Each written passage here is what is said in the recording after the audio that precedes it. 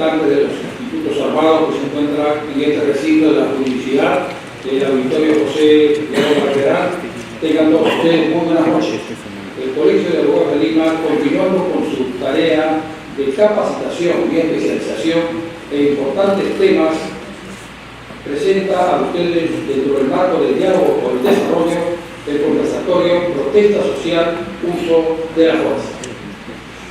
Esta noche están con nosotros tres distinguidos representantes y votarán esta noche este importante tema. Entonces debemos saludar en primer término la presencia de la señora congresista de la República, Adriana Tudela Gutiérrez, que es una abogada, es congresista por el periodo 2021-2026, estudió la carrera de Derecho en la Universidad de Lima, donde obtuvo el título de abogada en el año 2015, y tiene también una importante especialización como máster de Derecho de la Universidad de Chicago. Fuerte aplauso para ella.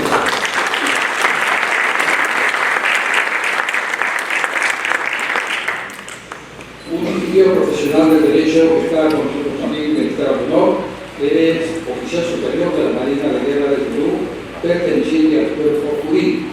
Ha concluido el doctorado en Derecho y es magíster en Ciencias Políticas. Durante sus 29 años de carrera en las Fuerzas Armadas, ha servido como asesor jurídico de diversas unidades independientes, asesorando en asuntos de derecho internacional humanitario y derechos humanos, tanto en la Marina de Guerra del Perú, en el Fuero Militar Policial y el Ministerio de Defensa, entre otros reconocimientos que honran también a los institutos armados y a esta luz de orden. Saludamos la presencia con un fuerte aplauso del señor doctor capitán de navío del cuerpo jurídico, Víctor Jesús González Saúl.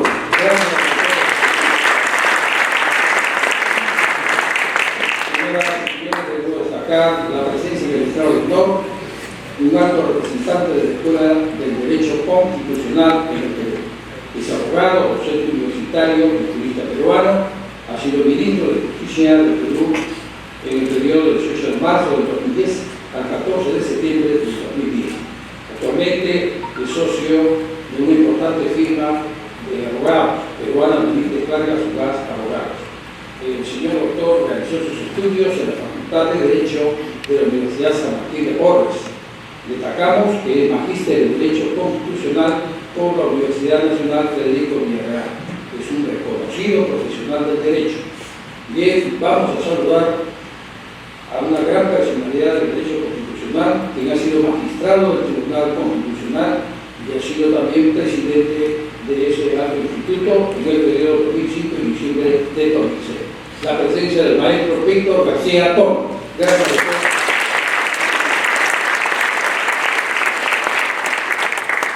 Señoras y señores, vamos a ceder el uso de la palabra en primer término al señor doctor y capitán de navío Víctor González Saúl sobre el tema protesta social, uso de la fuerza. Adelante, por favor.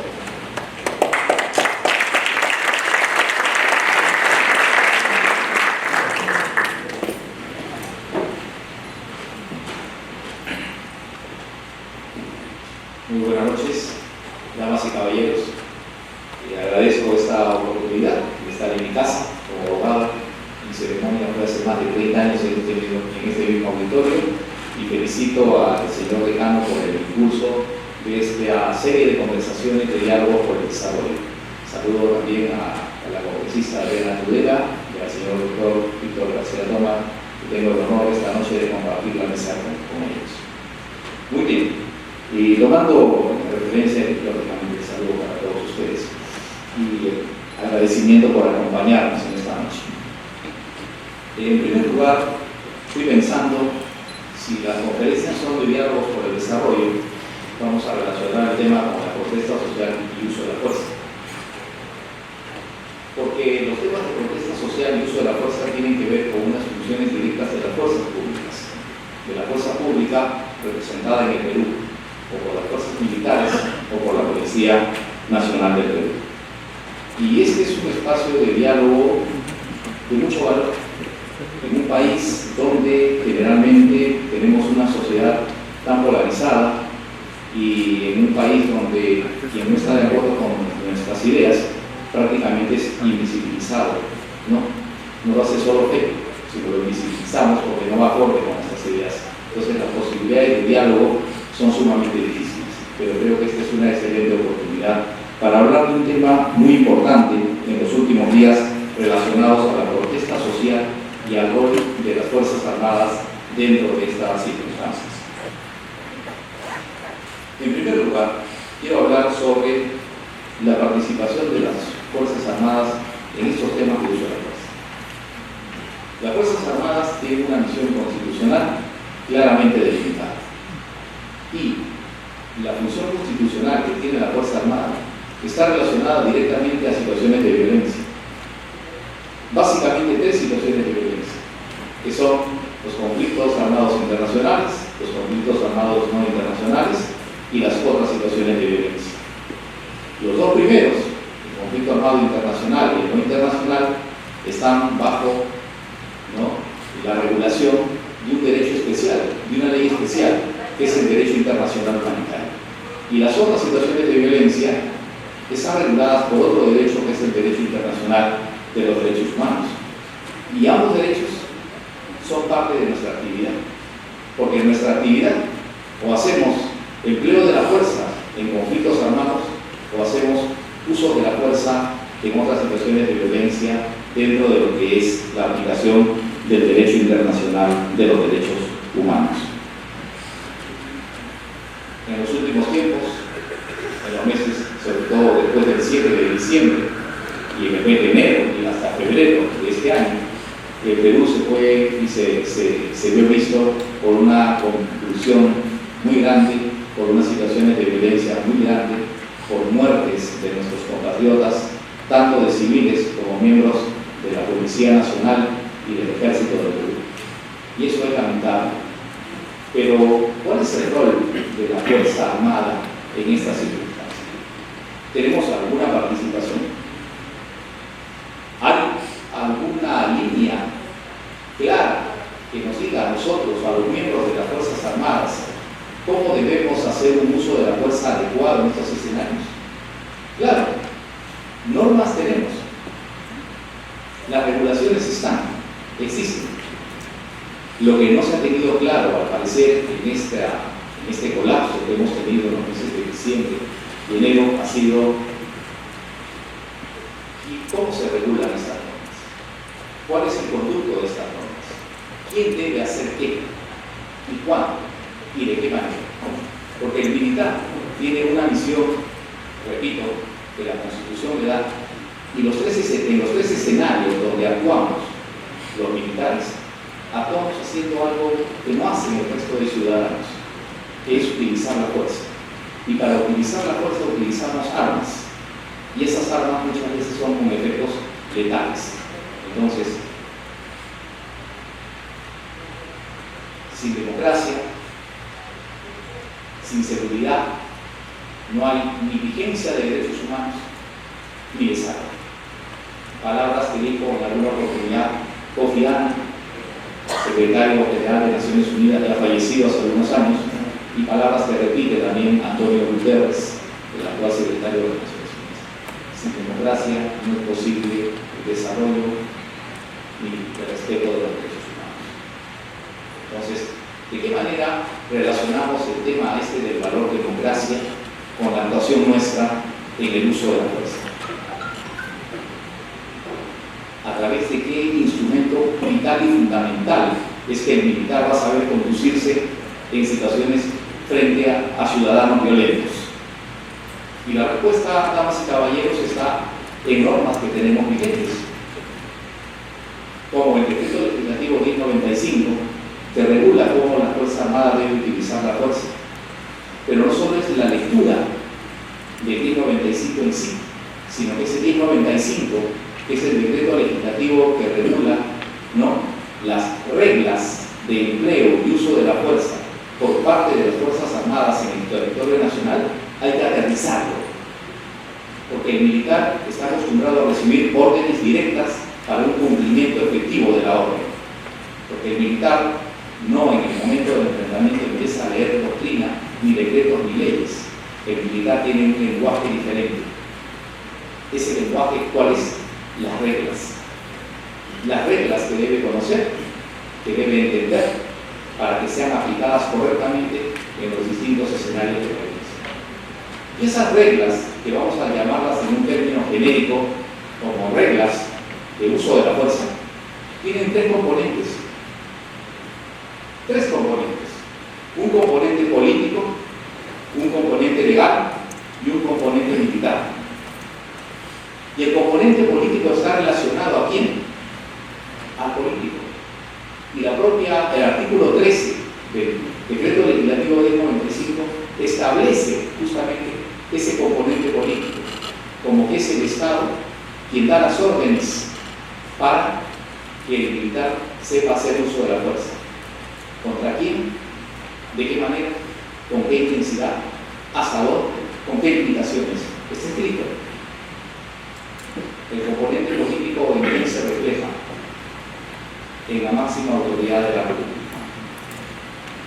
La máxima autoridad de la República en una situación de violencia social, por normas peruanas, tanto por la ley que regula al Comando Conjunto de las Fuerzas Armadas, como por el Decreto Legislativo 1095 y el Decreto Supremo que lo reglamenta, establece que quien toma la decisión de hasta dónde, de qué manera, con qué límites la Fuerza Armada debe hacer un adecuado uso de la fuerza en situaciones de convulsión social, en una directiva que debe partir de la máxima autoridad de la República. Eso es escrito en la ley.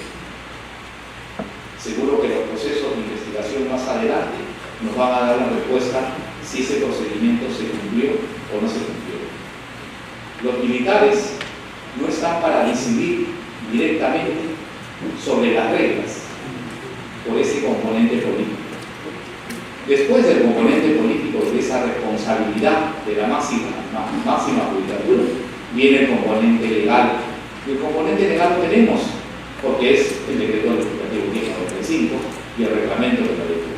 Y viene luego el componente militar. Ese es sí un componente que lentamente pertenece a la decisión de la Fuerza Armada.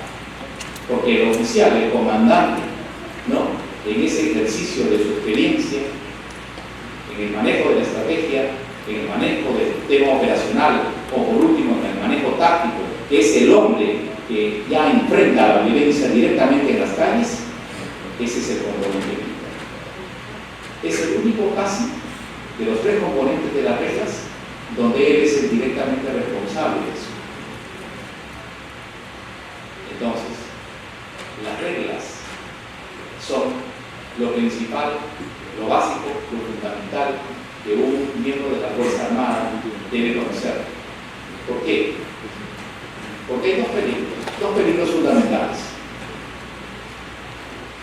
En primer lugar, si el militar no conoce adecuadamente las reglas y no sabe cuándo puede hacer uso del arma, incluso de un arma de necesidad mortal, entonces puede ser víctima. Por no saber defenderse, por no saber usar el arma adecuadamente. El otro extremo, si el militar no sabe usar el arma adecuadamente, puede incurrir en hacer un uso excesivo, arbitrario, ilegal del arma, con las consecuencias lógicas, que es una investigación y un procesamiento penal, quizás por la pérdida de vidas o por las lesiones causadas. Es difícil la labor del miembro de la Fuerza Armada, entiendo perfectamente. He tenido muchos años de servicio en la Marina de Guerra del Perú y me lleva a afirmar ello, porque el militar tiene dos escenarios diferentes de actuación. Al actuar en conflictos armados, con la aplicación del derecho humanitario, que es un derecho para la guerra, para el combate, para fijar objetivos militares, para destruirlos, para neutralizarlos, para actuar directamente en ataque y no esperar ser provocado o actuar en legítima defensa, sino hacerlo directamente porque son reglas y es un derecho que permite hacer eso. Pero el militar también tiene el otro escenario. Ese escenario es el escenario en el cual nos hemos visto involucrados en los meses de Quiséntre y de México. Militares en las calles, haciendo uso de la fuerza, mediante un decreto supremo que declara el estado de emergencia y que le da, en algunos casos, como ninguno, el control del orden interno, es decir, por encima de la policía, una alta responsabilidad de las Fuerzas Armadas para controlar a ciudadanos que estaban ejerciendo violencia. Entonces, el militar tiene una función sumamente difícil y tiene que adentrarse en el conocimiento de reglas que están escritas. El procedimiento está. Cómo se deben tramitar las normas también está. Y miren ustedes la gravedad del asunto. Ante una situación de violencia que se presenta, se debe elaborar un proyecto de una directiva estratégica para controlar esa violencia. Esa directiva estratégica tiene que estar acompañado de lo que les estoy diciendo hace minutos, que es de reglas, que son órdenes de mando directas para el militar, de saber qué hacer y hasta dónde puede hacer. Esas reglas, que es una propuesta, son elevadas después vía ministro de Defensa a la Presidencia de la República. Y la Presidencia de la República es la que aprueba las reglas, porque ese es el componente político, porque esa es la voluntad de la máxima autoridad de decirle a sus Fuerzas Armadas de qué manera está señalando que se pueda utilizar la fuerza en esa situación de violencia contra personas que no son enemigos, sino que son compatriotas que están cometiendo actos de violencia, muchos de ellos derivados en delitos. Esa decisión no la toma el militar, esa decisión la toma, repito, la más alta investidura de este país, porque sí está escrito en las normas. Pero no solo está escrito en las normas nuestras, quizás no tengamos un Estado con mucha madurez y con mucho desarrollo en el manejo de estas situaciones, y quizás esa sea una de las grandes lecciones aprendidas que nos quede. Pero miren ustedes, para un ejemplo de cómo se manejan reglas en otros estados democráticos, pero maduros, ¿no?, en el manejo político de las situaciones de violencia, y políticos maduros en decirle a su Fuerza Armada hasta dónde usar la fuerza. Les traje este libro de Bob Woodward, que dice Bush en guerra. Bob Woodward es uno de los dos periodistas que investigaron el caso Watergate, ganador de premio Pulitzer, una voz autorizada en los Estados Unidos de Norteamérica. Como ustedes sabrán, el caso Watergate trajo como consecuencia la renuncia de un presidente en funciones, el presidente Richard Nixon. Este libro no es una novela, es un relato y una síntesis de las actas del Consejo de Seguridad de Estados Unidos, y es un relato histórico de los 100 días posteriores al 11 de septiembre del 2001, después del derribo de las dos torres y los ataques en el Pentágono en Washington y en Pensilvania. ¿Quiénes participan en este Consejo de Seguridad? Dick Cheney, vicepresidente; Colin Powell, secretario de Estado; Condoleezza Rice, asesora de Seguridad Nacional; George Tenet, director de la CIA; y finalmente era secretario de Defensa, Donald Rumsfeld. Y hacen la estrategia de guerra, repito, porque es la historia de los 100 días posteriores al derribo de las dos torres, y la decisión del presidente y del gobierno norteamericano de devolverle el golpe rápidamente y con una fuerza tal que demuestren el poder que había sido aplicado de la nación norteamericana. Todas las marcas en rojo están relacionadas a reglas, pero solo voy a leer. En estas reuniones de estos altos personajes de la política norteamericana, señalaban, iniciaron el debate acerca de las reglas de combate, instrucciones específicas que recibirían las fuerzas estadounidenses con la descripción de las circunstancias en las que podrían atacar, bombardear y disparar. ¿Cuánta libertad de acción podía darse al ejército? ¿Qué esfuerzo deberían hacer para evitar ataques sobre no combatientes? Un presidente y su Estado Mayor, Consejo de Seguridad, tomando decisiones sobre la fuerza militar que se va a emplear. Esto que vemos en una superpotencia, nosotros también lo tenemos recogido en las normas nacionales. La pregunta es si se hizo o no se hizo. Esa es la pregunta, esa es la verdad. Si se hizo, es buena hora. Si no se hizo, habrá una lección aprendida para que se sepa que tiene que haber el componente político, ser mandatorio sobre lo que va a ser el militar, para no después responsabilizar al militar como si el militar hubiese actuado por su cuenta y hubiese cometido abusos y actos arbitrarios. O sea, la responsabilidad no es por ahí, es una responsabilidad muy grande y que va a ir en una línea de comando, porque las normas de una república, en un Estado democrático de derecho, están para ser cumplidas y no para ser obviadas, porque tenemos que aprender, porque una de las más grandes decisiones que toma un gobernante es cuando ordena a sus fuerzas armadas que pueda usar la fuerza contra sus propios ciudadanos, contra personas humanas, y de eso no se puede escapar la decisión política y dejar únicamente, aparentemente, en manos de los militares realizar operaciones y dar cuenta de las normas al término de ellas. Eso la ley peruana no lo considera y el procedimiento no es ese de ningún modo. Entonces, quería indicarles esto, ¿no? Que la Fuerza Armada, y darle la certeza a todos los participantes, incluyendo a los distinguidos miembros de la mesa, que me consta por los años de docencia que tengo en diversas instituciones de las Fuerzas Armadas, que la Fuerza Armada capacita al personal en estas reglas, en derecho humanitario, en derechos humanos. Pero eso no garantiza de ninguna manera de que todos actuemos correctamente. Y pueden haber casos aislados donde hubiera personal que se hubiera excedido, ¿no? Hubiera hecho un uso arbitrario de la fuerza. Pero eso será materia de investigación. Además, recordemos, por si acaso, que cuando el día de hoy se va diciendo que no se están investigando los casos, les comento que en Ayacucho hay un general de la Policía Nacional y un general del Ejército Peruano que están sometidos a una investigación por una fiscalía por delitos de presunto homicidio calificado como autoría mediática. O sea, hay una investigación en curso que va a señalar responsabilidades si las hubiera. No es que lo que hicieron los militares cae en un manto de impunidad de ninguna manera. Ahí está la investigación. Que no se haga mucho eco de ella, ese es otro tema, aunque los medios no lo informen, ¿no?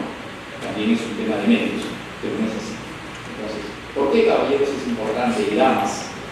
Lo que les estoy diciendo, y ya voy terminando con el tiempo que me han asignado, es que el militar tiene un norte que guía su comportamiento. Y ese norte se lo da a la doctrina. Y la doctrina tiene que ser lícita. Por lo tanto, la doctrina tiene que seguir lo que señala la ley de uso de la fuerza, que es el 1095 y su propio reglamento. Eso es fundamental. Los procesos educativos transversales de las Fuerzas Armadas en esta época están destinados a ser justamente una educación transversal en derechos humanos y en derecho humanitario, para que cuando tengamos que actuar en estos escenarios, y en el Perú están a flor de piel, tenemos que acostumbrarnos a poder enfrentar otras situaciones de violencia que no son conflictos armados. Primero, porque la Constitución lo señala, y segundo, porque la Fuerza Armada es quizás la última ratio de la defensa de un Estado democrático de derecho frente a la violencia e incluso frente a ambiciones que tengan tintes ilegales e inconstitucionales de quebrantamiento de un orden democrático o de un Estado de derecho. No somos un ente político, no. Pero sí nos debemos al cumplimiento de lo que señala la Constitución y de lo que señalan nuestras leyes.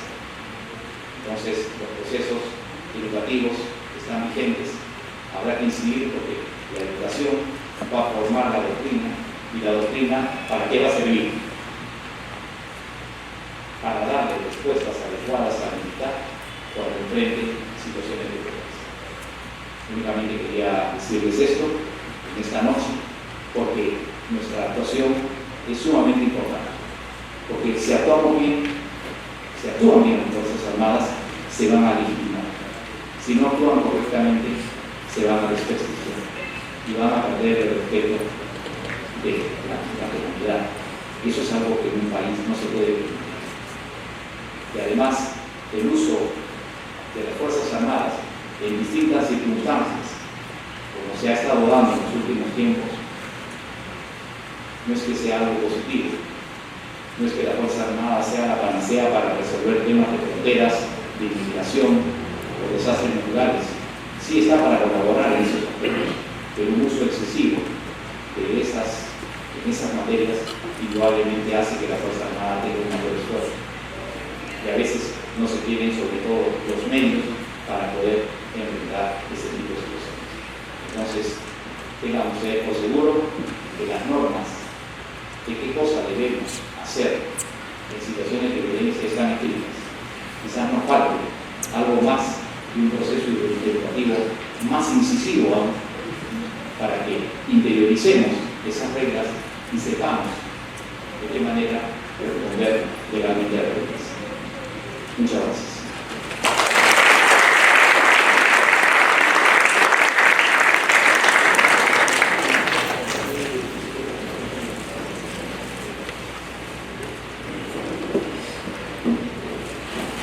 Nuestro agradecimiento al señor doctor por su exposición esta noche. Seguidamente, señoras y señores, la palabra de la congresista de la República, Adriana Tudela. Adelante, por favor.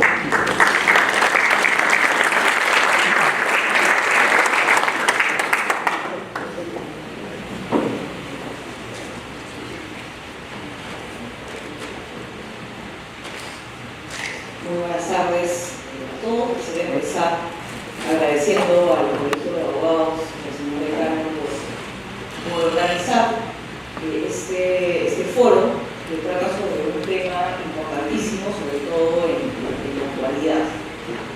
No únicamente en esta coyuntura específica, sino que el uso de la fuerza por parte del Estado de Derecho ha sido un tema que ha estado vigente en el debate político nacional a lo largo de varias décadas. Creo que siempre es importante revisitarlo y hacer algunas reflexiones. Quisiera también agradecer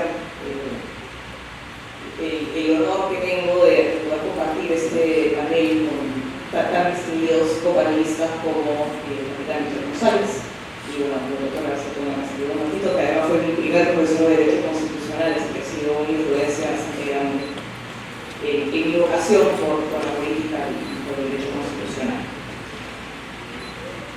Primero es importante mencionar, o digamos, la idea principal de la cual debemos partir es que el uso de la fuerza por parte de un Estado constitucional de derecho es legal, es legítimo. El Estado tiene el uso, el monopolio del uso de la fuerza. Ese es un aspecto fundamental del Estado constitucional de derecho, porque es a través del monopolio del uso legítimo de la fuerza que se garantiza el orden, que se garantiza la vigencia del marco constitucional, que garantiza la vigencia de los derechos y las libertades de las personas. Es decir, las Fuerzas Armadas, en ese sentido, y las fuerzas del orden, en un sentido amplio, la Policía Nacional del Perú, cumplen un rol fundamental dentro del Estado de Derecho, que es garantizar la vigencia del orden constitucional. Autorizar el uso de la fuerza implica la facultad, evidentemente, de restringir determinados derechos, incluyendo el derecho a la protesta y algunos derechos conexos, pero eso evidentemente tiene que llevarse a cabo siempre respetando el orden constitucional. Obviamente, el uso de la fuerza para garantizar el orden y por tanto garantizar la vigencia del orden constitucional tiene que llevarse a cabo también respetando los preceptos del orden constitucional. Teniendo esto claro, es importante combatir la falsa premisa que señala que el mero uso de la fuerza por parte del Estado es en sí mismo inherentemente criminal, que es una premisa que lamentablemente se ha difundido muchísimo a lo largo de las últimas décadas en el país. El simple hecho de que el Estado se defienda y utilice la fuerza para combatir el caos, el desorden, las afectaciones a los derechos fundamentales, eso ya es en sí mismo criminal. Las Fuerzas Armadas nunca deben utilizar la fuerza. Y eso no es cierto. Es un fundamento básico de la vigencia del orden constitucional y de la democracia, que las Fuerzas Armadas puedan utilizar la fuerza para garantizar el orden. Evidentemente, ese uso de la fuerza se tiene que llevar a cabo dentro de los cánones de la Constitución y de la ley.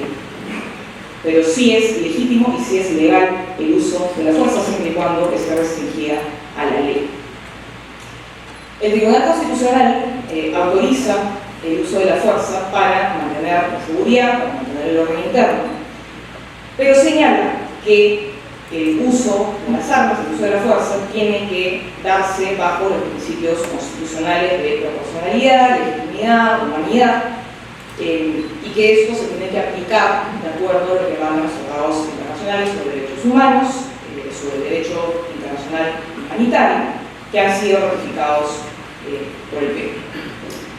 Teniendo estas ideas claras, cabe preguntarse si es posible que se utilice la fuerza fuera del marco constitucional, fuera de la ley, no observando los reglamentos del uso de la fuerza que tienen las distintas instituciones que forman parte de la fuerza del orden. Sí, es perfectamente posible. En la realidad suceden casos en los cuales el uso de la fuerza es proporcionado, en casos en los cuales la fuerza puede ser utilizada fuera de lo que manda la ley. Pero esto tiene que ser determinado en cada caso específico. Es decir, para poder alegar que ha habido un uso desproporcionado de la ley, para poder alegar, de la fuerza, perdón, para poder alegar que ha habido un uso ilegal de armas de fuego o de fuerza en general, uno tiene que determinar que eso efectivamente ha sucedido. Hay un proceso de probanza de por medio. Y digo esto porque creo que es inevitable referirnos al informe que recientemente ha emitido la Comisión Interamericana de Derechos Humanos, haciendo un diagnóstico, análisis y recomendaciones respecto a las protestas que vivimos en los meses de diciembre y enero. El informe de la CIDH se titula Situación de Derechos Humanos en el Perú en el contexto de las protestas sociales. Lo que observa la Comisión, lo que señala la Comisión en su informe, fue que la respuesta del Estado frente a las protestas estuvo caracterizada, en términos generales, por el uso desproporcionado, indiscriminado y letal de la fuerza. ¿Y qué utiliza como un argumento para hacer tamaña afirmación? Señala, primero, que hubo un alto número de personas fallecidas, es cierto. Señala que las heridas y las lesiones de las personas fallecidas estuvieron concentradas en la parte superior del cuerpo y que eran lesiones ocasionadas por armas de fuego. Y, digamos, esas afirmaciones son fácilmente comprobables en la realidad. Sin embargo, uno no puede utilizar esas afirmaciones para saltar a la conclusión de que hubo graves violaciones a los derechos humanos y que fueron las Fuerzas Armadas quienes perpetraron, digamos, esas agresiones. Sobre todo en un país en el cual por lo menos el 50% de las armas que circulan en el mercado nacional son armas ilegales, informales, ¿no? Digamos, la posibilidad de acceso que existe en el país a un arma es bastante laxa, ¿no? Entonces, asumir que porque hay impacto de bala, entonces quienes perpetraron digamos, la lesión o quien disparó era un policía o un miembro de las Fuerzas Armadas, creo que no se sustenta, ¿no? Digamos, hay una serie de elementos que están ausentes en el informe de la CIDH como para poder saltar a esa conclusión. Tienen, digamos, un sustento muy limitado para poder afirmar que hubo ejecuciones extrajudiciales, por ejemplo, porque eso es algo que se menciona en el informe de la CIDH. Señalan no solo que hubo ejecuciones o que habría ejecuciones extrajudiciales, sino que incluso se podría hablar de la posibilidad de masacres, ¿no? Todo eso lo hacen utilizando el condicional, porque evidentemente no hay suficientes elementos de prueba como para poder afirmarlo categóricamente. Creo yo que tampoco hay suficientes elementos de prueba como para poder hablar de una ejecución ejecución extrajudicial. De acuerdo al derecho internacional, una ejecución extrajudicial es una ejecución deliberada, intencional, dolosa, realizada por un agente del Estado con la finalidad de sustraer a una persona del fuero jurisdiccional que le correspondería. Y no consideran una ejecución extrajudicial, digamos, una muerte sucedida como producto de la legítima defensa, por ejemplo, no consideran una ejecución extrajudicial aquella que se produce en un combate dentro de un conflicto armado. No se considera una ejecución extrajudicial el uso racional y proporcionado de la fuerza, y tampoco se considera una ejecución extrajudicial si es que la muerte se produce por una imprudencia, por una impericia, por una negligencia o por un uso no reglamentario de un arma. Entonces, incluso si asumimos la posibilidad de que sí existe la posibilidad real de que haya habido un uso desproporcionado de la fuerza, pasar de eso a afirmar que hubo ejecuciones extrajudiciales no está, digamos, sustentado con pruebas en este informe. Se hace una afirmación genérica, además. Dice, hubo graves violaciones a los derechos humanos, pero no se hace un análisis, digamos, del contexto ni de las causas de cada una de las muertes que sucedieron en el contexto de las protestas. Entonces uno no puede hacer una aseveración, una afirmación genérica cuando no se ha hecho un análisis de cada caso concreto. Es un poco serio afirmar que todas las muertes sucedieron a raíz de graves violaciones a los derechos humanos. Uno primero tiene que investigar, determinar el contexto de los casos de cada muerte, y no funciona eso, determinar responsabilidades, determinar si efectivamente hubo un uso proporcionado de la fuerza o no. Otro punto que es importante aclarar es que el derecho a la protesta es efectivamente un derecho protegido por la Constitución, pero ese derecho tiene que desarrollarse de manera pacífica.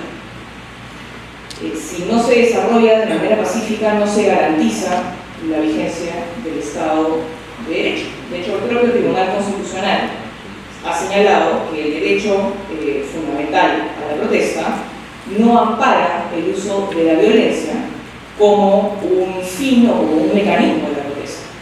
Es decir, los delitos como tomar carreteras, tomar aeropuertos, secuestrar policías, quemarse del Ministerio Público, quemarse del Poder Judicial, amedrentar a las personas que no quieren unirse a la protesta, todos esos sucesos son delitos, son violencia ilegítima y no forman parte del derecho a la protesta. Y lo que señala también el Tribunal Constitucional es que cuando una protesta excede los límites constitucionales, el Estado puede, y no solo puede, debe legítimamente restablecer el orden interno. Porque si no lo hace, son los derechos de todos los demás ciudadanos los que se van a ver amenazados y muy posiblemente afectados.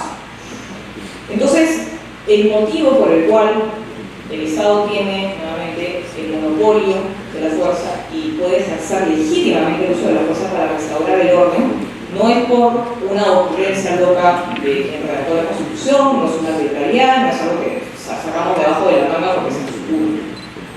Tiene una función, que es garantizar la vigencia de los derechos de terceras personas y de todos los ciudadanos. En un supuesto de normalidad constitucional, que señala el Tribunal Constitucional, es la policía la que tiene el rol de asegurar, digamos, el orden y la seguridad de los ciudadanos, ¿no? Pero cuando entramos a un supuesto de anormalidad constitucional, es decir, un estado de emergencia, como el que vivimos durante diciembre y enero, es ahí donde entra a variar las Fuerzas Armadas. Entonces, esta afirmación que se hace, que solo el simple hecho de que las Fuerzas Armadas hayan salido a restablecer el orden y a controlar las protestas, ya es prueba de que vivimos en un estado inconstitucional, aconstitucional, que se ha producido un quiebre del Estado de Derecho, que ahora vivimos en una dictadura, también es absolutamente falso. Otra idea que es importante considerar es que el Tribunal Constitucional señala que Sí, el derecho a la protesta tiene que llevarse a cabo de manera pacífica. El derecho a la protesta no ampara actos de violencia, no ampara la comisión de delitos, pero sí señala que la ocurrencia de ciertos hechos aislados de violencia, digamos, no quiebran ni eliminan la legitimidad y la legalidad de una protesta. Es decir, si hay una protesta que se está llevando a cabo de manera pacífica o mayoritariamente pacífica y dentro de este contexto de protestas suceden algunos hechos aislados de violencia, eso no deslegitima toda la protesta. Y en eso tienen razón. Sin embargo, hay una palabra clave acá que tenemos que tener en cuenta, es la palabra aislados. Y nuevamente, cada vez nos hacemos la pregunta. Las protestas y la violencia que vio todo el país durante diciembre y enero fueron mayoritariamente pacíficas, como señala el informe de la Comisión Interamericana de Derechos Humanos. La violencia que vimos fue, digamos, únicamente restringida a casos aislados. Yo creo que lo que vimos todos, por lo menos en una primera instancia, en el momento más álgido de la violencia, de las protestas, fueron protestas mayoritariamente violentas.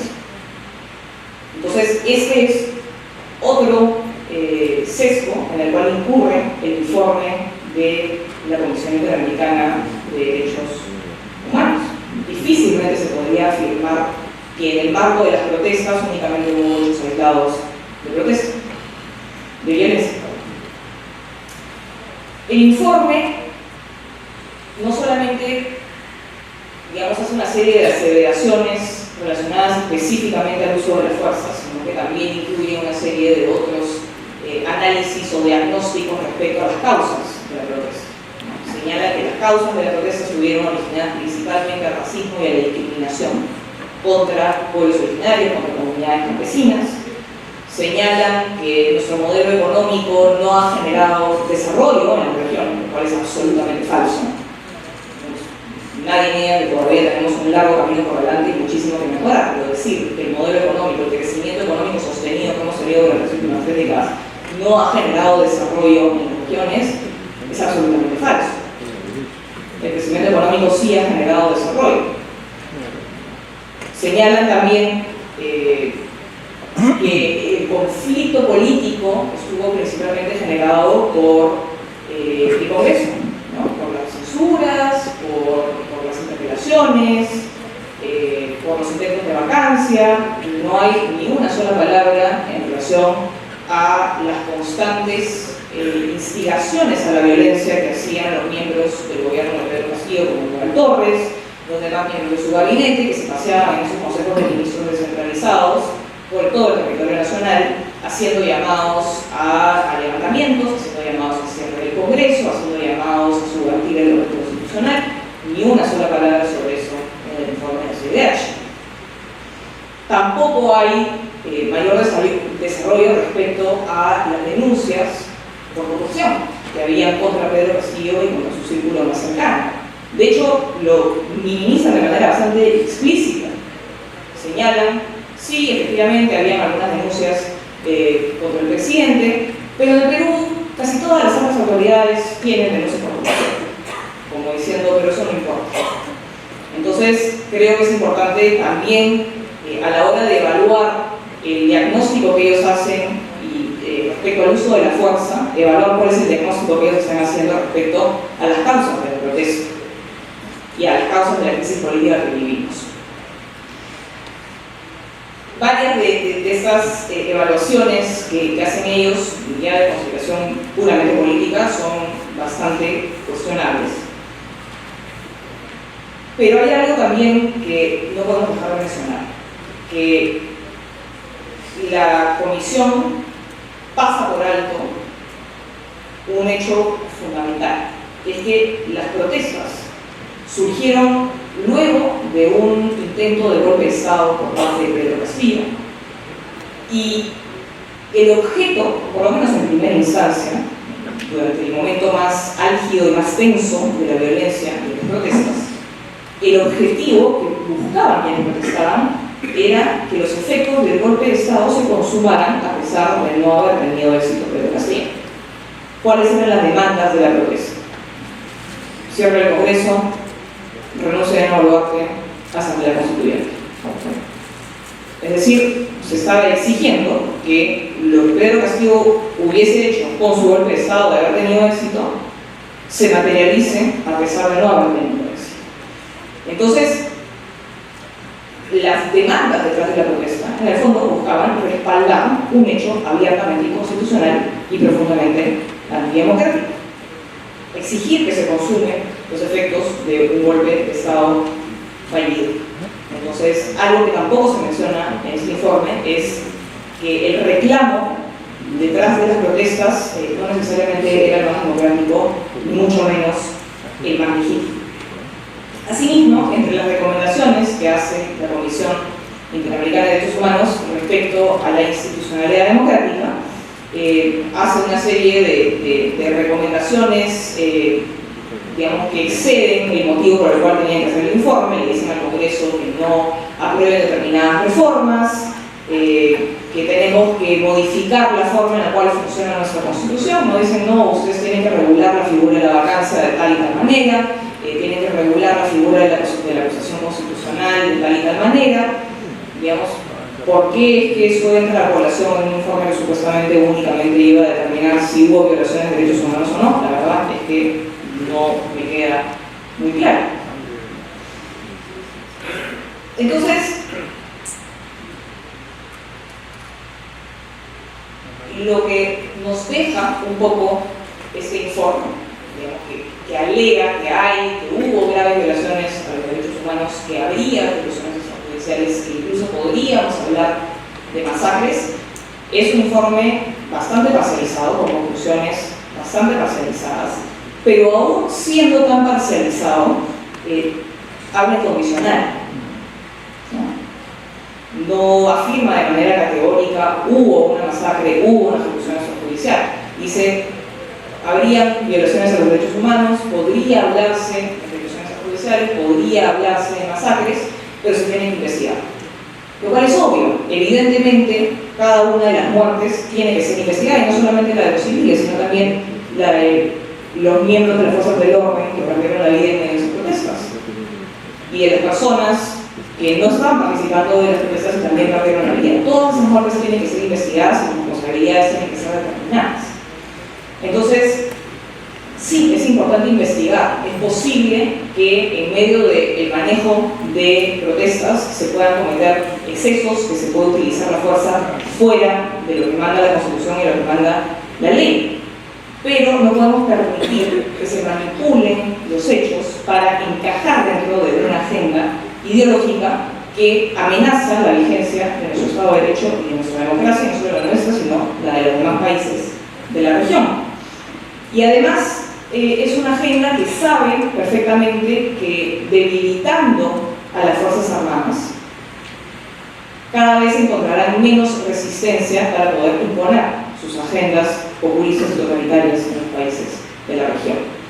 Utilizan este tipo de informes que tratan de pasar por información objetiva para, en el fondo, debilitar la institucionalidad de las Fuerzas Armadas, para intimidar a los gobiernos y a las sociedades de las distintas naciones que forman parte de la región y, digamos, generar ciertos reparos a la hora de defender no solo las Fuerzas Armadas, sino la vigencia de la orden constitucional. Y eso es algo que hay que tener muy claro. Efectivamente, es perfectamente posible que sucedan excesos, pero no podemos permitir que se criminalice en sí mismo el uso de la fuerza. Un Estado constitucional de derechos tiene herramientas para defenderse, para defender la vigencia de la Constitución y para defender la vigencia de los derechos de las personas. Y el rol que cumplen las Fuerzas Armadas en ese sentido es vital, absolutamente vital. Así que con eso creo que terminaría mi primera reflexión y muchas gracias por su atención.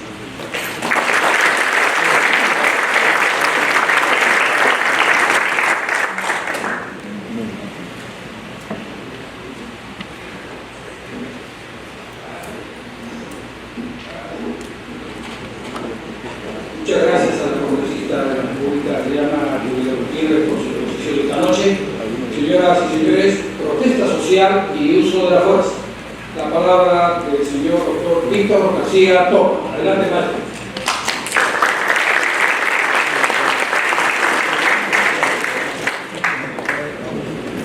Muy buenas noches. Sea la primera palabra para agradecer al colegio de abogados del club del Colegio de Abogados de Lima, en la persona de su decano, el doctor César Bazán Larrea, y agradecer la oportunidad de poder compartir este importante evento con dos calificadas personas que han manejado bastante de creces sobre este tema, el Víctor Rosales y la congresista Adriana Tudela. En realidad, ellos han marcado el camino. Probablemente en parte de mi aprobación tenga que ratificar e insistir en buena parte de sus conceptos, aunque trataré de decir algo diferente para no aburrirnos, ¿no? Sin que esto sea contradictorio a lo que se ha planteado. Lo primero que quisiera señalar es que este evento se denomina protesta social y uso de la fuerza, fundamentalmente porque el país ha sido azotado por un informe de la Comisión Interamericana de Derechos Humanos. Y digo azotado con la propiedad del caso del uso de esa palabra. Como bien sabemos, correspondió a la segunda fase del gobierno militar, el general Francisco Morales Bermúdez, digamos, en su condición de jefe de Estado y de cuerpo de gobierno, conducir las negociaciones y celebrar la incorporación del Estado peruano al Pacto de San José de Costa Rica, que en una de sus cláusulas establece la existencia de dos órganos, la Comisión Interamericana y la Corte Interamericana. Posteriormente, durante el desarrollo de la Asamblea Constituyente que presidiera Víctor Raúl Ayala Torres, se decidió y con acierto que había la necesidad de darle una ratificación constitucional. Creo que ambas decisiones fueron correctas. Efectivamente, Perú tiene como objetivo central de la existencia del cuerpo político la defensa y la promoción de la dignidad de la persona, y con ello el respeto conjunto de facultades que se derivan de esa calidad. Y asimismo, buena parte de esta actuación del sistema hemos recibido informes y sentencias que han colaborado y que han contribuido para el desarrollo y el despliegue de la democracia. Sin embargo, en los últimos años se ha producido una captura, una toma del sistema, se está planteando una revisión, una óptica ideológica cegada, impulsada por una serie de organismos no gubernamentales que evidentemente ya colocan a buena parte de los miembros del pacto en un entredicho con esos informes y con esas decisiones. Esperamos que el Estado peruano, en un futuro próximo, inicie una tenaz batalla diplomática para mejorar el sistema de nombramientos. Estamos de acuerdo con el modelo, pero requerimos que los operadores de ese modelo estén a la altura de las responsabilidades que los pueblos de América Latina necesitan, alejadas de esas posiciones que desvirtúan lo que es la democracia y que prostituyen el concepto de lo que son los derechos fundamentales. En esa idea, un primer tema que quisiera tratar es un poco el lenguaje del informe de la Comisión. Es un lenguaje en una parte melifluo y en otra ladino, cizañero. Y lo digo por lo siguiente: en ese informe, cuando se habla del agravio o el ataque de los protestantes contra efectivos policiales y militares, esto lo califica como un enfrentamiento. Es decir, como si estuviésemos encontrado a 2 cuadras de aquí la barra brava de la U con la brava barra de la Alianza. Eso es inaceptable. Los efectivos policiales y militares estaban allí, en primer lugar, porque en cumplimiento de un mandato constitucional y bajo reglas constitucionales, estaban destinados a preservar el orden público, la sostenibilidad del Estado de Derecho, y sobre todo la vigencia plena de todos los derechos fundamentales de las personas. Eso no es un enfrentamiento, es una clara violación y resistencia a la autoridad. Delito tipificado en nuestro Código Penal. En segundo lugar, se escarba en ese conocido informe de la Comisión de la Verdad tiene poco, y se utiliza la palabra conflicto armado interno, que yo podría entenderlo si estuviéramos hablando de la Guerra Civil Española del 36 al 39, en donde efectivamente los republicanos y los nacionalistas se agarraban a balazos o se enfrentaban con el uso de las armas letales para imponer de uno u otro lado una determinada percepción de la realidad. En el Perú lo que ha habido es terrorismo. Grupos de personas que, llevados por una ideología extraviante, asesinaban por la nuca, colocaban coches bombas, secuestraban, etcétera, etcétera. Y esos actos de terrorismo se han producido también en el marco de esa azonada política que se gesta a comienzos de diciembre.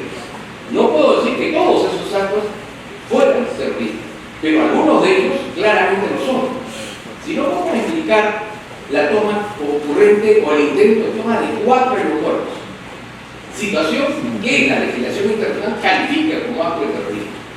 ¿Cómo podemos admitir que la quema de locales comerciales, la quema del registro público, la quema de las oficinas del Ministerio Público son actos derivados de la protesta?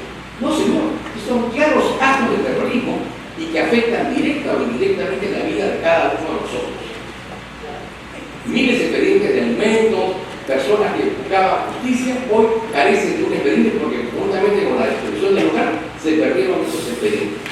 Y en las oficinas de registro público ya no existe la posibilidad de obtener ninguna certificación que acredite que yo soy propietario de mi inmueble o siquiera de un automóvil.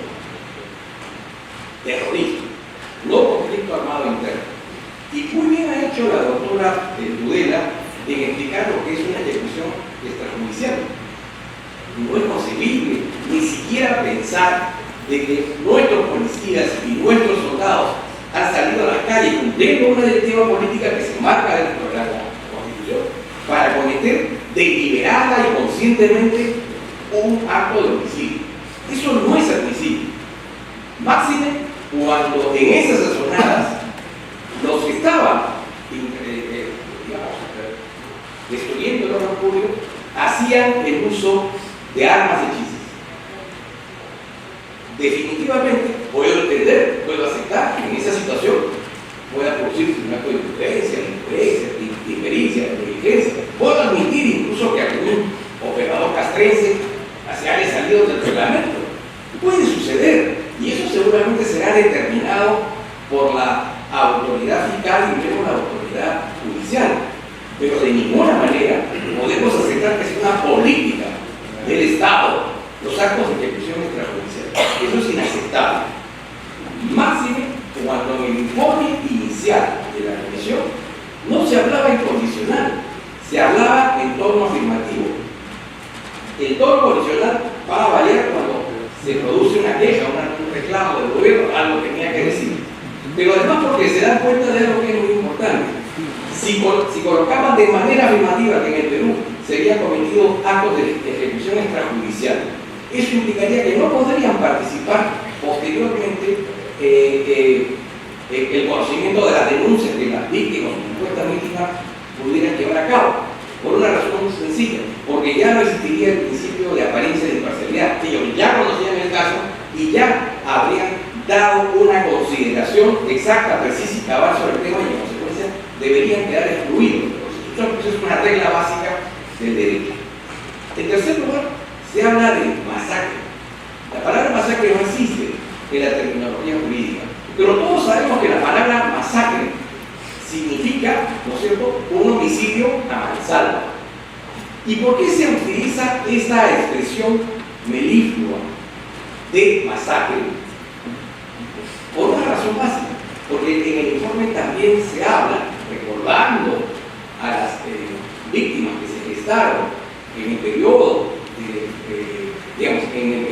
en donde el terrorismo intentó apoderarse del Estado peruano, se sostenía en ese informe, la verdad, que en muchos casos estas personas pertenecían a determinadas